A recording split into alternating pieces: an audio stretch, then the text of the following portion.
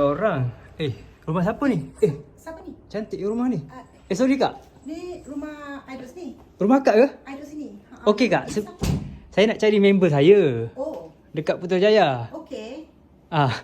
Ni member saya. Oh, Ni. safe lah. Ya. Ni yang Macam mana korang boleh ada dua-dua kat sini? memang di sini. Ya. Kau ngajar. Okey kak, sebenarnya kak, I ada member dia lain. Tapi dia nak cari rumah dekat Putrajaya. Okey. So akak duduk sini Saya duduk sini yang 2 bilik punya. Okey So, kak. you tengok rumah I dah renovate habis. Cantik ya kak? ID design dia semua.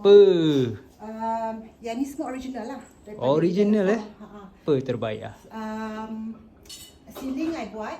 Ceiling buat. Nak masuk tu biar rendah sikit. Pasal ada lighting macam ni kan. Kita buat cantik macam tu ni. Okey. Nice lah kak. So you know what I like about this condo? Okey, kenapa kak beli kondo ni kak? Pasal balcony. Oh ya. Balcony ni dia pandang, dia menghadap lake.